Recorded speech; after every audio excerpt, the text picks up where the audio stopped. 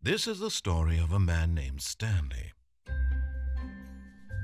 Stanley worked for a company in a big building where he was employee number 427. Employee number 427's job was simple.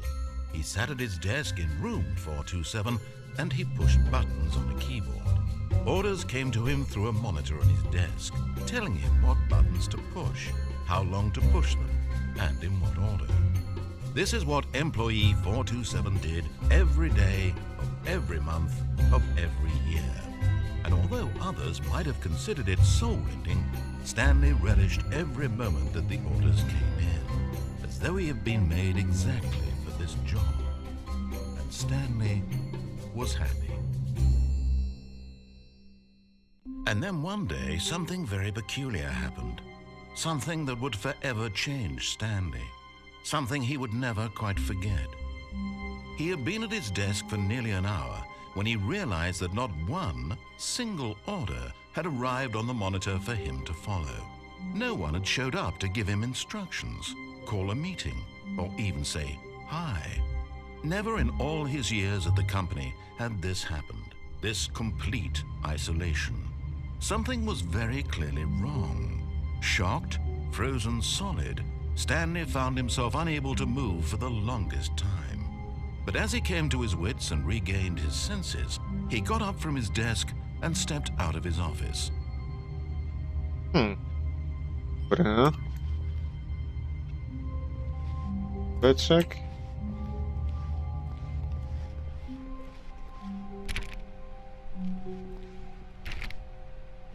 All of his co-workers were gone. What could it mean? Stanley decided to go to the meeting room. Perhaps he had simply missed a memo. No matter how hard Stanley looked, he couldn't find a trace of his co-workers.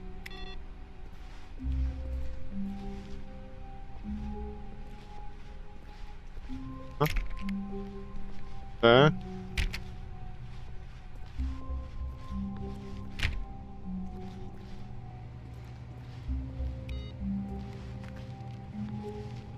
Tu nic. No. Dobra.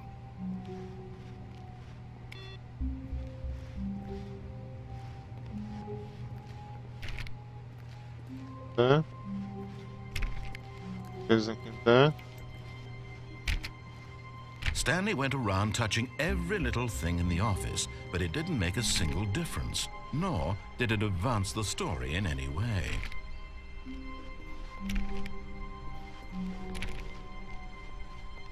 When Stanley came to a set of 2 open doors, he entered the door on his left. Czy poszliśmy na pewno na lewo, a pójdziemy na prawo? This was not the correct way to the meeting room, and Stanley knew it perfectly well.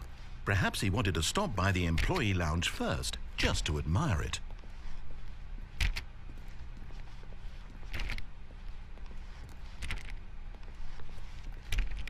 Wszystko pozamykane? Yes, truly a room worth admiring. It had really been worth the detour after all, just to spend a few moments here in this immaculate, beautifully constructed room. Stanley simply stood here, drinking it all in.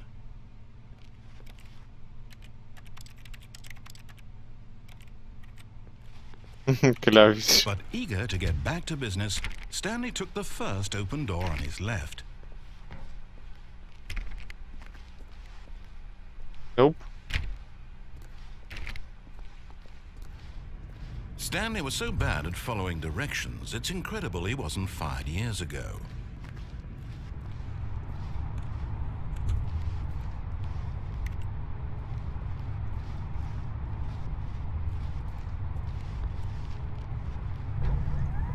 Look, Stanley, I think perhaps we've gotten off on the wrong foot here. I'm not your enemy, really, I'm not. I realize that investing your trust in someone else can be difficult, but the fact is that the story has been about nothing but you all this time. There's someone you've been neglecting, Stanley. Someone you've forgotten about. Please, stop trying to make every decision by yourself. Now, I'm not asking for me, I'm asking for her. This is it, Stanley. Your chance to redeem yourself. To put your work aside, to let her back into your life. She's been waiting. To czeka na...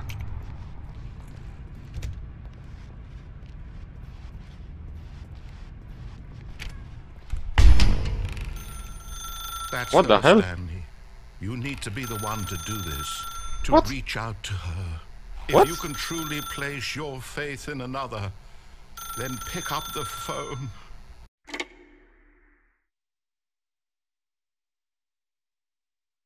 Halo? Halo? Oh, Stanley, is that you? Hold on, sweetie. Sorry to keep you waiting. I'm just pulling the bread out of the oven. All right. Okay, there we go.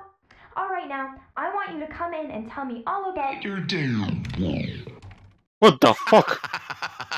Gotcha. Oh, come on.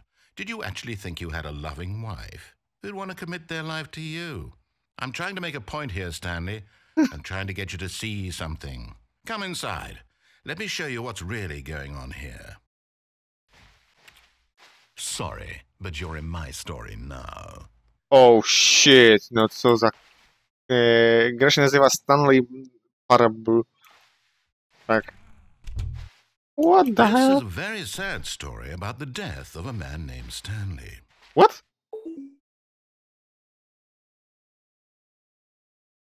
Stanley is quite a boring fellow. He has a job that demands nothing of him, and every button that he pushes is a reminder of the inconsequential nature of his existence. What? Pierwszy się. Look at him there, pushing buttons, doing exactly what he's told to do. Now he's pushing a button. Now he's eating lunch. Now he's going home. Now he's coming back to work. One might even feel sorry for him, except that he's chosen this life. Nie nacisnę i co?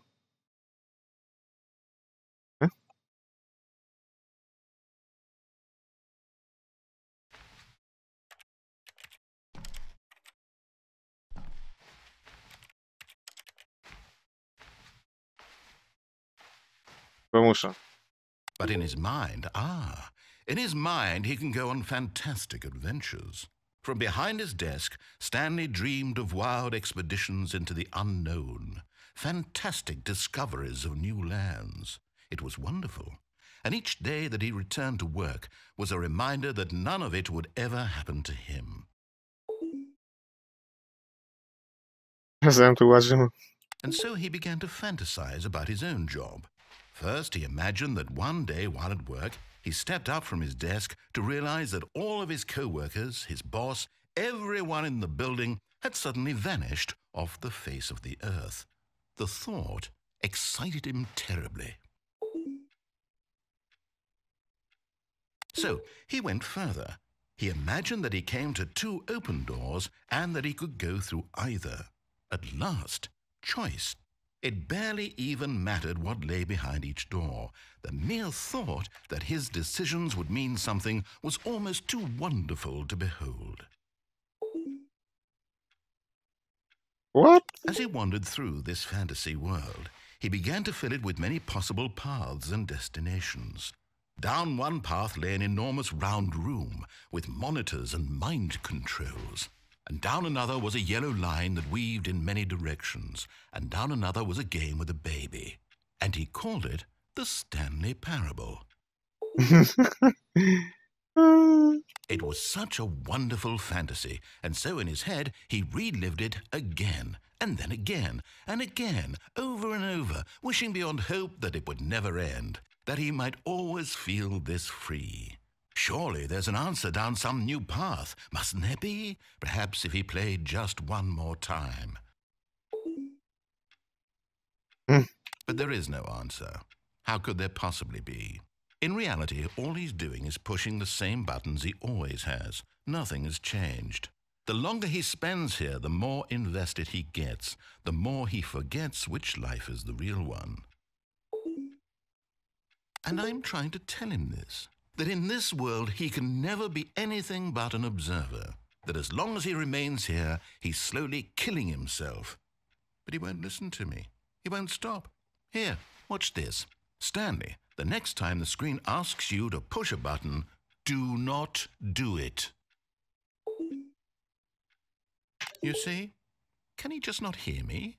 How can I tell him in a way that he'll understand that every second he remains here, he's electing to kill himself? How can I get him to see what I see? How can I make him look at himself?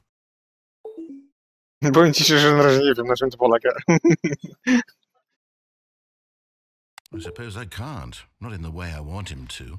But I don't make the rules. I simply play to my intended purpose, the same as Stanley. We're not so different, I suppose. I'll try once more to convey all this to him. I'm compelled to. I must.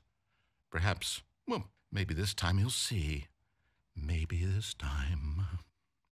And I tried again, and Stanley pushed a button. And I tried again, and Stanley pushed a button. And I tried.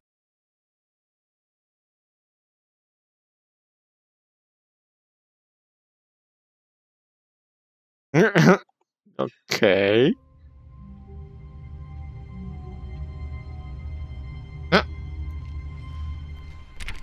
All of his co-workers were gone. What could it mean?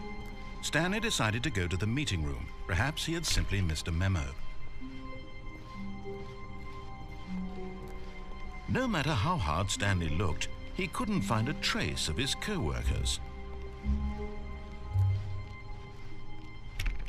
To był bad end. To wychodzi.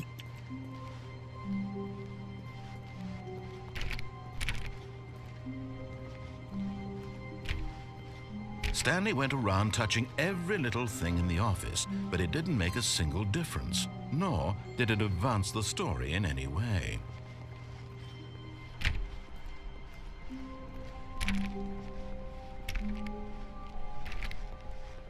When Stanley came to a set of 2 open doors, he entered the door on his left. No dobra, idzie na lewo.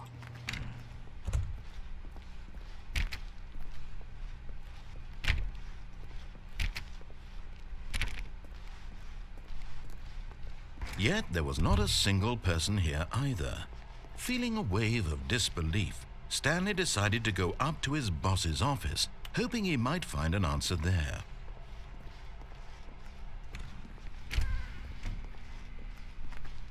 Room closet? Stanley stepped into the broom closet, but there was nothing here, so he turned around and got back on track. Coming to a staircase, Stanley walked upstairs to his boss's office. Dobra. Idziemy na dół. Prosto do piekła.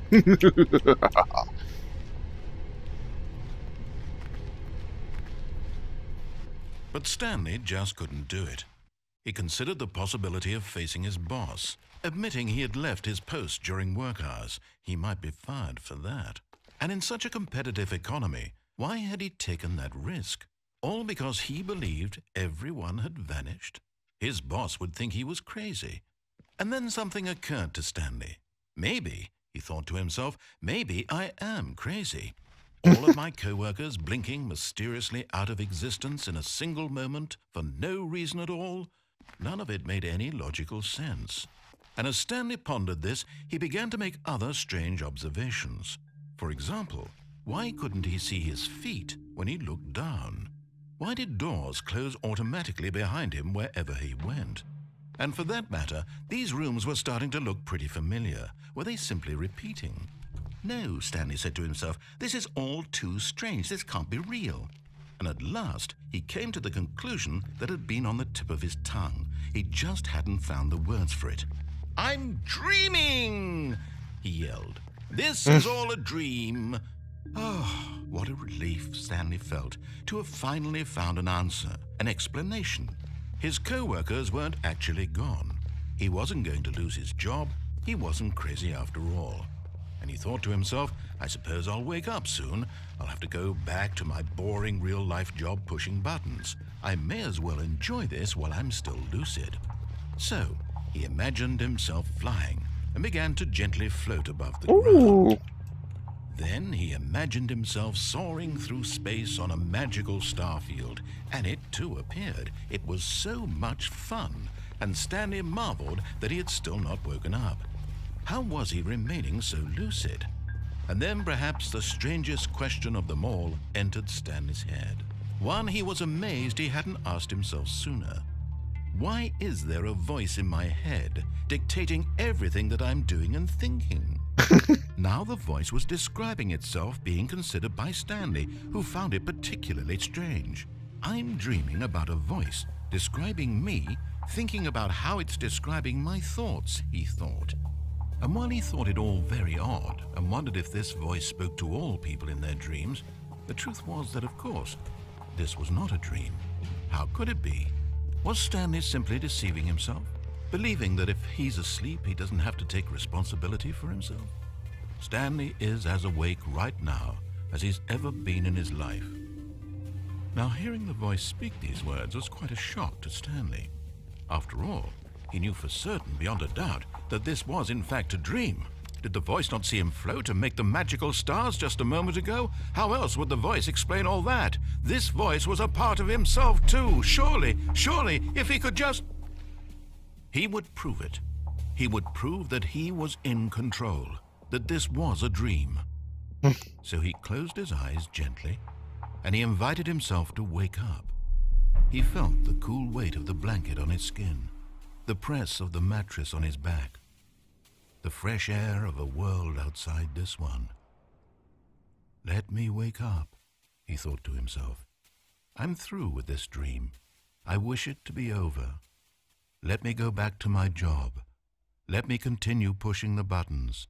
Please, it's all I want.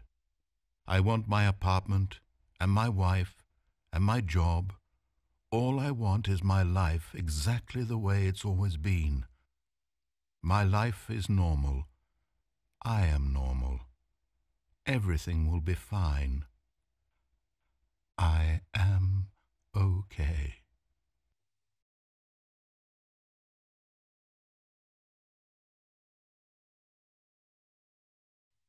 Stanley began screaming. Please, someone, wake me up. My name is Stanley. I have a boss. I have an office. I am real. Please, just someone tell me I am real. I must be fuck. real. I must be. Can anyone hear my voice? Who am I? Who am I? And everything went black. What? What? This is the story of a woman named Mariella. Mariella woke up on a day like any other. She arose, got dressed, gathered her belongings, and walked to her place of work. But on this particular day, her walk was interrupted by the body of a man who had stumbled through town talking and screaming to himself, and then collapsed dead on the sidewalk. And although she would soon turn to go call for an ambulance, for just a few brief moments she considered the strange man. He was obviously crazy, this much she knew. Everyone knows what crazy people look like.